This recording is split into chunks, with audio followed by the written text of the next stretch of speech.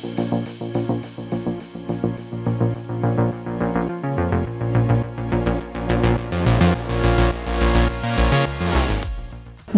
বিরোধী ছাত্র আন্দোলন গত ১ জুলাই এই আন্দোলন শুরু হয় কোটা সংস্কারের দাবিতে। এরপর এই আন্দোলন চলমান থাকে ১৫ থেকে ২২ জুলাইয়ের মধ্যে বেশ কয়েকটি ধ্বংসযজ্ঞ ঘটে এই বাংলাদেশের মাটিতে। ধাওয়া পাল্টা ধাওয়া, সংঘর্ষ, সংঘাত, মৃত্যু অনেক কিছুই আমরা দেখেছি এবং তারপর দেখেছি কারফিউ। বর্তমানে বাংলাদেশের রাজনৈতিক পরিস্থিতিটি কি, সরকারের এই মুহূর্তে কি করণীয় রয়েছে, রাজনৈতিক সিদ্ধান্ত কি নেওয়া উচিত, এই সকল বিষয় নিয়ে আজ আমরা কথা বলতে চাই বিশেষ সাক্ষাৎকারে আমাদের আজকের অতিথি হাসানুল হক ইনু, জাসদ সভাপতি। আপনাকে স্বাগত জানাচ্ছি আমাদের এই আয়োজনে। ধন্যবাদ। শুরুতেই আসলে আপনার কাছে যেটি জানতে চাই, এখন যে রাজনৈতিক পরিস্থিতিটি চলছে, একদিকে কোটা আন্দোলন, আরেকদিকে কারফিউ চলছে এবং আরেকদিকে সরকারের একটি অবস্থান, এই অবস্থানের থেকে সরকারের আসলে কি কি করণীয় আছে বলে আপনি মনে করেন? ধন্যবাদ। কোটা আন্দোলনকে কেন্দ্র করে সাম্প্রতিক কয়েকদিনে যে হতাহতের ঘটনা ঘটেছে, যে শিক্ষার্থীরা মারা গিয়েছে, এটা অত্যন্ত দুর্ভাগ্যজনক ঘটনা। আমি প্রথমেই প্রত্যেক শিক্ষার্থী এবং সাধারণ মানুষ, সাংবাদিক, পুলিশ সহ যারা মারা গিয়েছে তাদের প্রতি সমবেদনা জ্ঞাপন করছি। একই সঙ্গে সঙ্গে আমি আশা করব যে সরকার অবিলম্বে এই মৃত ও ব্যক্তিদের পরিবারের দায়িত্ব নেবেন এবং ক্ষয়ক্ষতি সংশোধন করার চেষ্টা করবেন। যারা আহত হয়ে হাসপাতালে চিকিৎসারত আছেন, সেই চিকিৎসার ব্যবস্থাটাও সরকার গ্রহণ করবেন এবং ব্যবস্থা নেবেন। এই কথা কি সরকার জানতো না যে একটা রাজনৈতিক স্বার্থ হাসিলের জন্য একটি পক্ষ এই কোটা আন্দোলনকে ব্যবহার করতে পারে? এই কথা তো আমরা বহুদিন ধরে শুনছি। তারপরেও কেন আরও আগেই আন্দোলনকারীদের সাথে এক ধরনের সমঝোতায় যাওয়া গেল না? কারণ সরকার বারবারই বলছিল আন্দোলনকারীরা যা চাইছে এবং সরকার যা চাইছে তাতে আসলে কোনো ধরনের বিরোধ নেই, তাহলে এই বিলম্বটা কেন হলো? দেখুন, এখানে ছাত্রদের কোটা আন্দোলনের দাবির সঙ্গে সরকারের কোনো বিরোধ নেই, কারণ সরকার নিজেই 18 সালে কোটা বাতিল করে দিয়েছে। তো কোটা যেখানে বাতিল হয়ে গিয়েছে, কোনো একটা পক্ষ আদালতে গিয়েছে, আদালত রায় দেবে, সুতরাং পুরো বিষয়টা সাধারণভাবেই সবাই দেখেছে। আমার কাছে মনে হয়েছে যে সুযোগ সন্ধানীরা, তৃতীয় পক্ষ এখানে নাক গলাতে পারে, চক্রান্ত করতে পারে, ষড়যন্ত্র করতে পারে, সেই আশঙ্কা থাকলেও কোটা আন্দোলন নিষ্পত্তি করার জন্যে সরকারের যে ভূমিকা আর কি, সেখানে আমি ধীরগতি লক্ষ্য করেছি এবং ক্ষেত্রবিশেষে মন্থর গতি দেখেছি আর কি। তো এটা মঙ্গল বয়ে আনেনি, বরঞ্চ চক্রান্তকারীদের ঘোঁট পাকাতে সুযোগ করে দিয়েছে। আরেকদিকে ভুলে হোক বা যে কোনো কারণে হোক, ক্যাম্পাসের ভিতরে পুলিশ মোতায়েন করে লাঠিচার্জ করার ঘটনা বা ছাত্রলীগকে বিরোধে জড়িয়ে দেওয়ার ঘটনা, এই ঘটনাটাও মানে উস্কে দিয়েছে। সব কিছু মিলে কোটা আন্দোলনটা সংঘর্ষের রূপ নিয়ে নিয়েছে আর কি। তো এই ভুলগুলো, ব্যর্থতা আমাকে স্বীকার করতেই হবে যে একটা গাফিলতি আমাদের হয়েছে। এটা মিটমাট করার, দ্রুত নিষ্পত্তি না করার গাফিলতি। এখানে সুযোগ সন্তানীরা তারা সরকার উৎখাতের একটা জঘন্য রাজনৈতিক খেলায় লিপ্ত হলো। কিন্তু দেখেন, সরকার উৎখাত করতে পারেন আপনি, আমার কোনো আপত্তি নাই। সরকার অদল বদল করেন, তাতে কোনো আপত্তি নাই।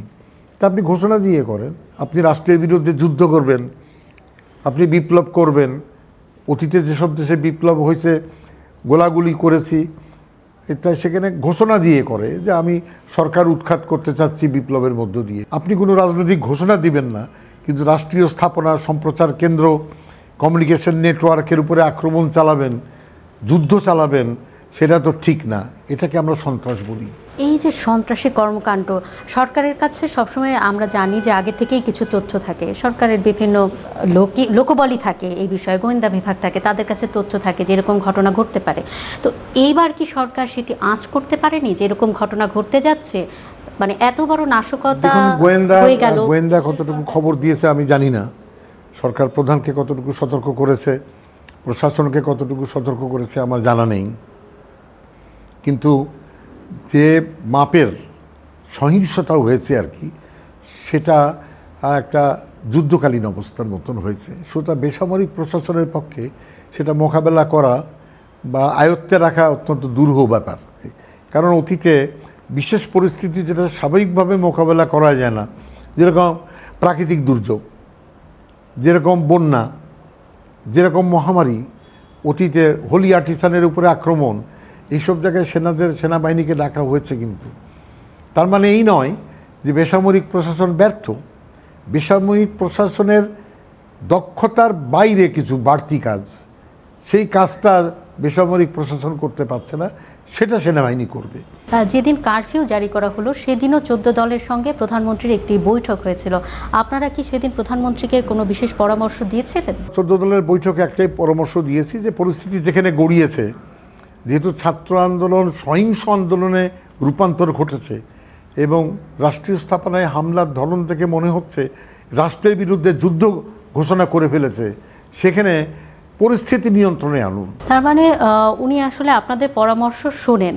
উনি তো শুনবে না কেন? উনি আমাদের দীর্ঘদিন একসঙ্গে চলছি, অনেক আন্দোলন করেছি, ওনার পরামর্শ কখনো আমরা শুনেছি, আমাদের পরামর্শ কখনো উনি শুনেছেন, এটা সব মিলিয়েই তো আমরা 14 দল। তাহলে 1 জুলাই থেকে 15 জুলাই পর্যন্ত 15টি দিন, তখনই আসলে অনেকে আঁচ করছিলেন যে এই যে আন্দোলন সহিংসতার দিকে রূপ নিতে পারে, তখন কি আপনারা প্রধানমন্ত্রীকে কোনো পরামর্শ দিয়েছিলেন? আমরা ইতিমধ্যে বৈঠক হওয়ার কথা ছিল ওবায়দুল কাদের সাহেবের সঙ্গে, তো উপর্যুপরি বৈঠকের চেষ্টা চালানো হয়েছিল, কিন্তু ওনার ব্যস্ততার কারণে উনি বৈঠকে বসতে পারেননি।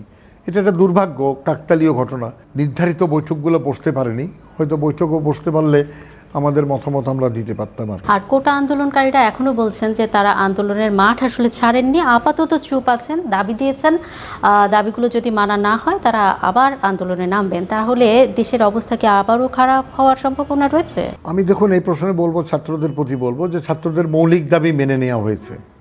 এরপরে আনুষঙ্গিক কিছু বিষয় আশয় নিয়ে আন্দোলন জিইয়ে রাখার কোনো রাজনৈতিক কারণ নেই। সুতরাং সরকারকে বলবো, আন্দোলনকারীদের বলবো, ঘন ঘন বৈঠকে বসে ছাত্ররা যে দাবিগুলো দিয়েছে সেগুলো কতটুকু কিভাবে বাস্তবায়ন করা যায় সেগুলো নিষ্পত্তি করে শিক্ষাঙ্গনে ছাত্রদের ফেরত নিয়ে আসেন। জনজীবনে যে ক্ষতি হয়েছে, খালি তো রাষ্ট্রীয় স্থাপনার ক্ষতি হয়নি, বহুত ব্যক্তিগত দোকান পড়ে গিয়েছে, বহুত ব্যক্তিগত স্থাপনা পড়ে গিয়েছে। সেইটা কিভাবে নিষ্পত্তি করা যায়, সেই ক্ষয়ক্ষতির একটা বিবরণ বের করা দরকার। ক্ষয়ক্ষতির বিবরণের উপরে ভীষণ রকম জোর দিচ্ছে এই মুহূর্তে সরকার এবং যারা নেতা রয়েছেন তারাও।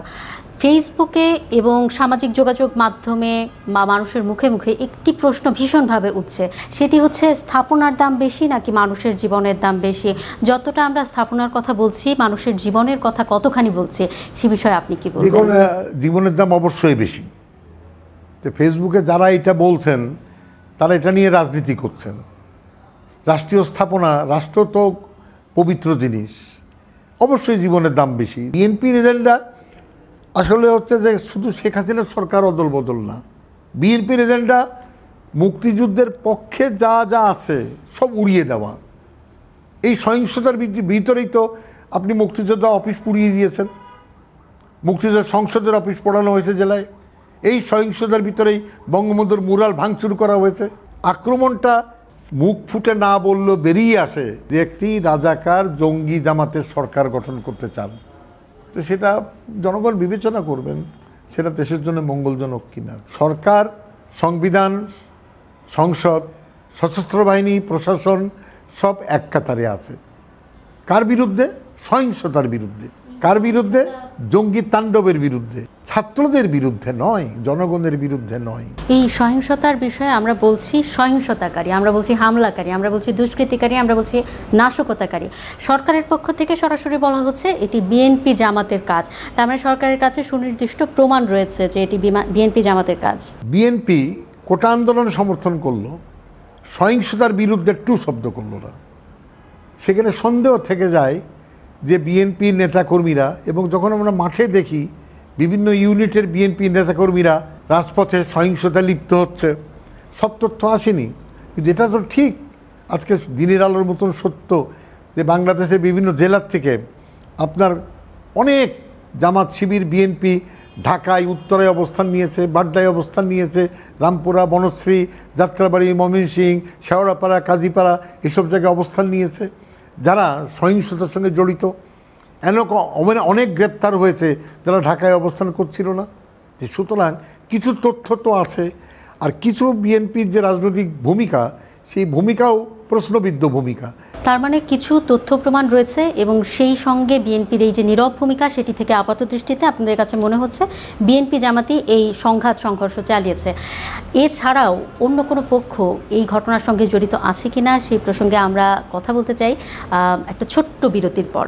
দর্শক কোথাও যাবেন না, ফিরছি কিছুক্ষণের মাঝেই। দেখছেন বিশেষ সাক্ষাৎকার জাসদ সভাপতি হাসানুল হক ইনুর সঙ্গে।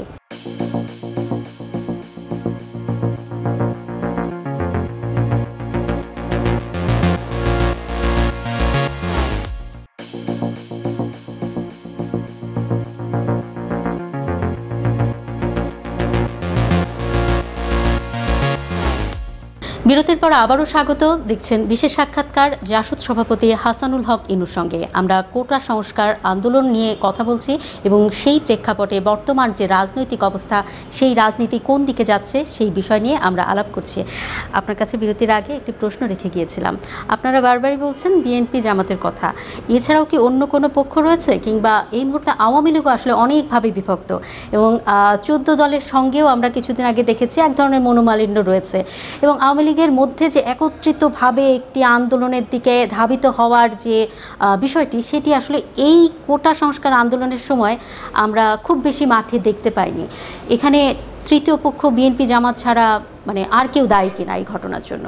বাংলাদেশে এই মুহূর্তে এমন কোনো অবস্থান নেই যে অবস্থানে আর কোনো পক্ষ এখানে জড়িত আছে বলে আমি মনে করছি না। সহিংসতার মাত্রা দেখে মনে হয়েছে যে আমি বিএনপির চাইতে আরও জোর দিব যে জামাত শিবির জঙ্গিবাদ, যারা অতীতে যে সংঘবদ্ধ সন্ত্রাস করেছিল আগুন সন্ত্রাসের সময় এবং জঙ্গি তাণ্ডবের সময়, শাপলা চত্বরের সময়, আমি সেই সূত্র ধরে বলছি, সেই প্রকৃতিটা দেখার পরে আমার কাছে মনে হয়েছে যে এটা তাদের কাজ ছাড়া অন্য কারো কাজ নয়। যারা জঙ্গি সন্ত্রাস করেছে তারা কি যে শিক্ষার্থী মারা গেছে তার জন্য কোনো চোখের পানি ফেলছে?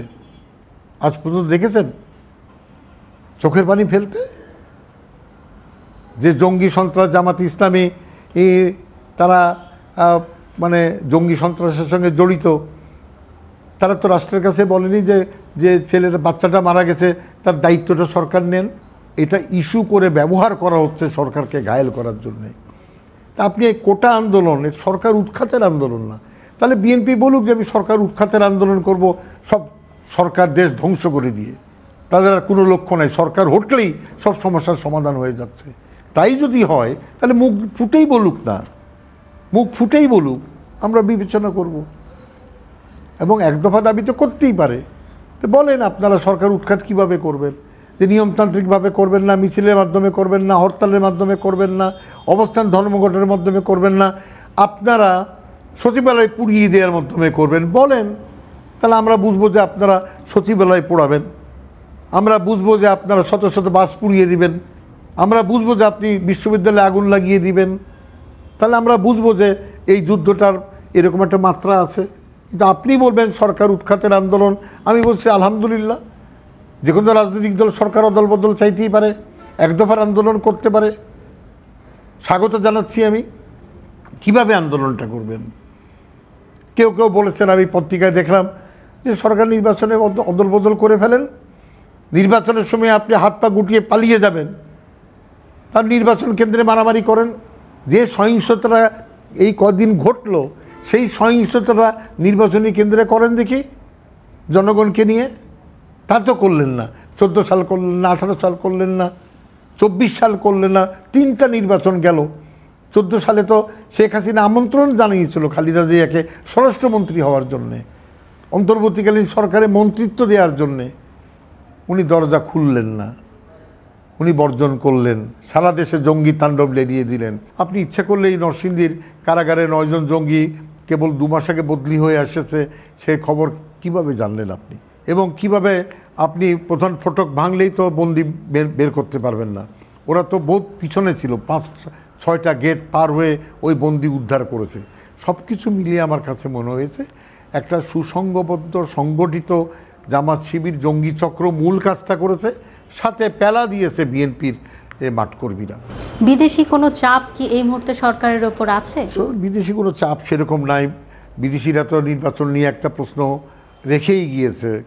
এখানকার গণতান্ত্রিক নীতি চাল চলন নিয়ে একটা প্রশ্ন করে, সেটা আছে বিতর্ক।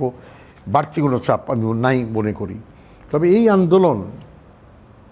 আন্দোলন প্রমাণ করলো, এই সহিংসতা প্রমাণ করলো যে বাংলাদেশে মানে জামাত জঙ্গি শিবিরের সশস্ত্র কর্মকাণ্ডের মানে এখনও দক্ষতা এবং সক্ষমতা আছে, সেটা প্রমাণ করল। এটা যে মিথ্যা যে তারা সব ধ্বংস হয়ে গিয়েছে, প্রশাসন দীর্ঘদিন ধরে বলছে, এই কথাটা সঠিক না।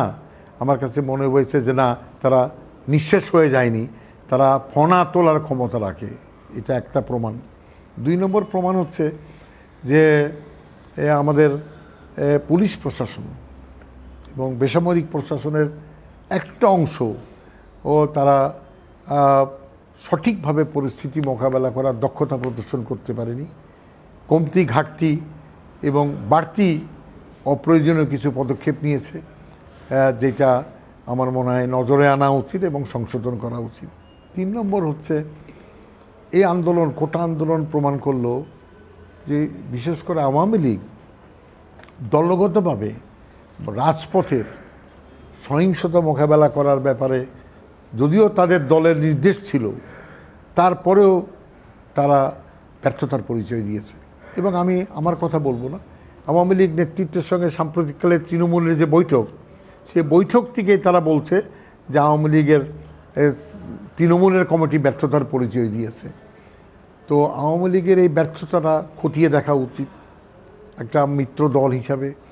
এবং আমি মনে করি যাদের নিচের পর্যায়ে যে দলীয় অন্তর্দ্বন্দ্ব, তারপরে দুর্নীতি নিয়ে তাদের ভিতরে যে বিভাজন, এই দুটো তাদের দলকে এইবার মোকাবেলা করার ক্ষেত্রে নিষ্ক্রিয় করে রেখেছে। তো এটাও দলীয় প্রধানের দেখা উচিত যে আওয়ামী লীগ কেন ব্যর্থ হলো আর কি। এটাও প্রমাণ হলো যে কোনো অমৌলিক ইস্যু সুযোগ সন্তানীরা, তৃতীয় পক্ষ, তারা ভয়াবহ সহিংসতায় রূপান্তর করতে পারে, সরকার অদল বদলের খেলায় মেতে উঠতে পারে। রাজনৈতিক বিষয় রাজনৈতিকভাবে মোকাবেলা করতে হয়। প্রশাসন আমলা দিয়ে হ্যান্ডেল করা, আমি বলবো এটা সঠিক পদ্ধতি না। এটাও প্রমাণ হলো আর কি, এটা ভালো ফল দেয়নি। বিদেশি চাপ সেরকমভাবে নেই বলছিলেন, কিন্তু বিদেশি ইন্ধন কি ছিল এই সংঘর্ষের পেছনে? আমার কাছে এরকম কোনো তথ্য নেই। এই ব্যাপারে সরকার আরও ভালোভাবে বলতে পারবে বিদেশি ইন্ধন ছিল কিনা। তবে কিছু রাষ্ট্র বাংলাদেশের, কিছু রাষ্ট্র বিদেশের, তারা বাংলাদেশের শেখ হাসিনা সরকার সম্পর্কে সন্তুষ্ট না।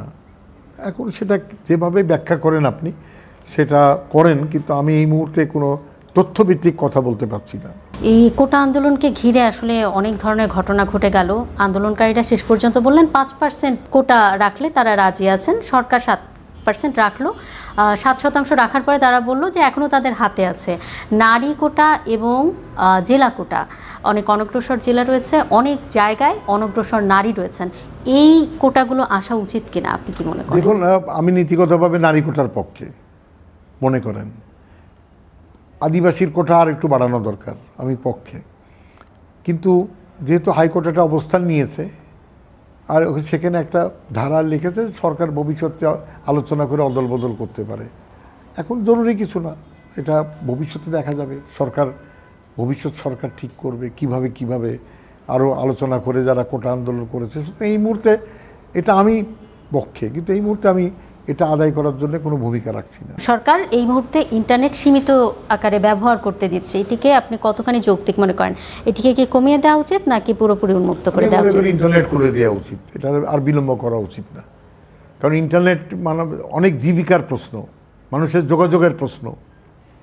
শুধুমাত্র গুজব সৃষ্টিকারীরা ব্যবহার করে না, বেশি ব্যবহার হয় রুটি রুজির জন্যে। সুতরাং আমি মনে করি বাংলাদেশের সরকার ক্ষতিগ্রস্ত হচ্ছে, ব্যবসা ক্ষতিগ্রস্ত হচ্ছে, ব্যক্তি ক্ষতিগ্রস্ত হচ্ছে। ইন্টারনেট খুলে দেন, গুজব সৃষ্টিকারীদের বিরুদ্ধে কঠোর পদক্ষেপ নেন। এই আন্দোলনকে ঘিরে আমরা দেখলাম বেশ কিছু গুজব রটল। খালেদা জিয়া মারা গেছেন, শেখ হাসিনা দেশ ছেড়ে পালিয়ে গেছেন, এই ধরনের গুজবও আমরা শুনতে পেলাম। জনগণকে কিছু বলতে চান কিনা? একদম আমি খালি বলবো যে জনগণ গুজবে কান দিবেন না। চিলে কান নিয়ে গিয়েছে, চিলের পিছনে না দৌড়ায় আগে কানে হাত দিবেন। আর আমি সরকারকে বলবো যে গুজব তখনই ছড়ায় যখন সরকার সঠিক তথ্য দিয়ে জনগণকে সমৃদ্ধ না করে। সরকার তথ্য দেন, কোথায় কি ঘটনা ঘটেছে বিবরণ দেন, তাহলে জনগণ আশ্বস্ত থাকবে। আপনাকে অসংখ্য ধন্যবাদ আমাদেরকে সময় দেবার জন্য। আজকের মতো আমাদেরকে শেষ করতে হচ্ছে। দর্শক, এই ছিল আমাদের আজকের বিশেষ সাক্ষাৎকারে জাসদ সভাপতি জনাব হাসানুল হক ইনু। তিনি আসলে তার যে রাজনৈতিক ব্যাখ্যা এই মুহূর্তে বাংলাদেশের যে পরিস্থিতি রয়েছে সেটি সুস্পষ্টভাবেই দিলেন। অন্য কোনো দিন অন্য কারোর সঙ্গে অন্য কোনো বিষয় নিয়ে নিশ্চয়ই আমরা আলাপ করব। সে পর্যন্ত সবাই ভালো থাকুন, সুস্থ থাকুন। আজকের মতো শেষ করছি।